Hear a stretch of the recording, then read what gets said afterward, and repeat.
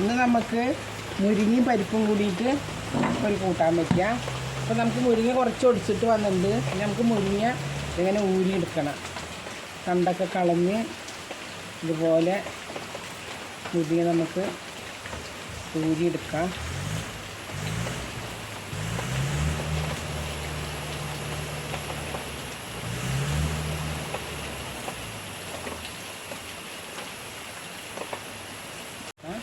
എന്നിട്ട് നമുക്ക് നോക്കാം.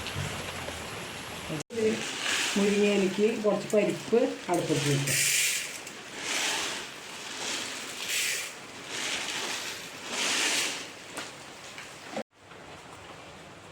അപ്പോൾ നമ്മുടെ മുരിങ്ങയൊക്കെ കോലൊക്കെ കളഞ്ഞ് നമ്മൾ നന്നായി ഊരിയെടുത്തിട്ടുണ്ട്.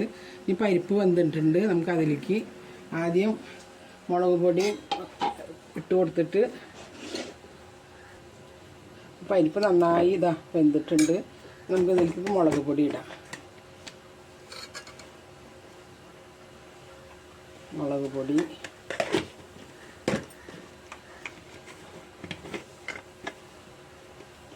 കുറച്ച് മല്ലിപ്പൊടി, ഒരു അര സ്പൂൺ മല്ലിപ്പൊടി,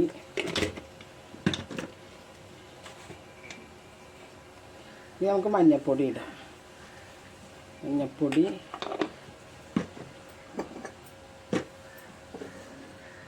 ഇനി ഉപ്പ്,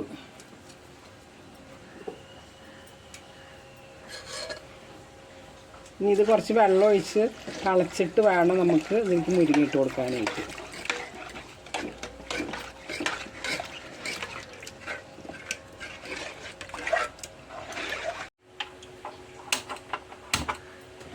തിളച്ചിട്ട് വേണം നമുക്ക് മുരിങ്ങിടാനായിട്ട്. തിളക്കട്ടെ.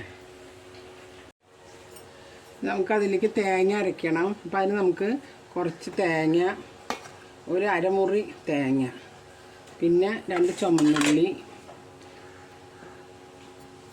അരിഞ്ഞിടാം അരയാനായിട്ട്.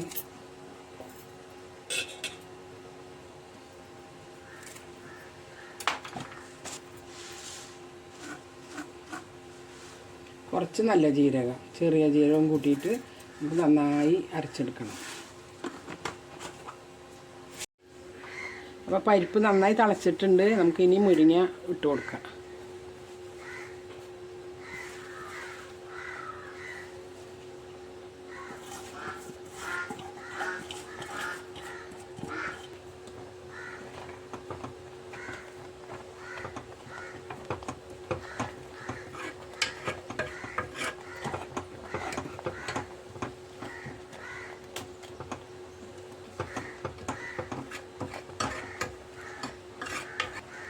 അടച്ച് വയ്ക്കുക. മുരിങ്ങ വേകുമ്പോഴേക്ക് നമുക്ക് തേങ്ങ അരച്ചെടുക്കാം.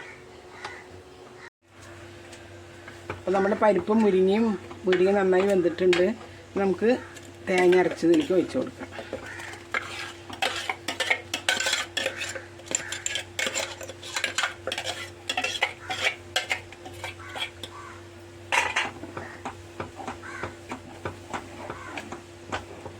ഒരുപാട് വെള്ളമാക്കാൻ പറ്റില്ല, നല്ല കട്ടിയിലിരിക്കണം.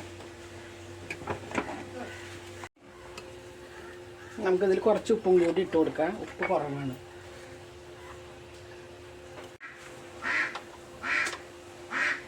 അപ്പം നമുക്ക് ഇത് ഇറക്കി വയ്ക്കുക. ഒരുപാട് തിളച്ച് മറിയേണ്ട ആവശ്യമില്ല. തള വരുന്നുണ്ട്. നമുക്ക് ഇറക്കി വെച്ച് കടുക് താളിക്കാം. നമുക്ക് ഇത് വേറൊരു ചട്ടിയിലേക്ക് മാറ്റാം.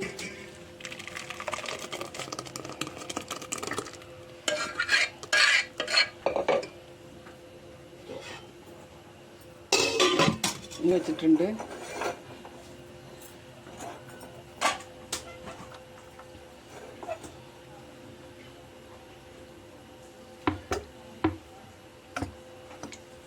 ആയിട്ടുണ്ട്.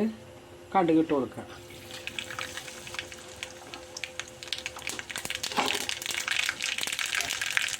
നമുക്കിതിലേക്ക് ചുമന്നുള്ളി, ചെറുതുള്ളി, കടുകും ഉള്ളി മാത്രം മതി. മുരിങ്ങയിലേക്ക് വേറെ ഒന്നും ആവശ്യമില്ല. ഇതിട്ട് നമുക്ക് താളിക്കാം.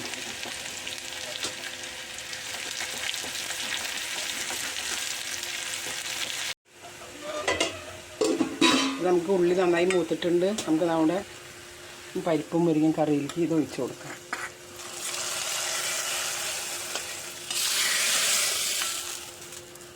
ഇത് 2 മിനിറ്റ് മൂടി വയ്ക്കുക.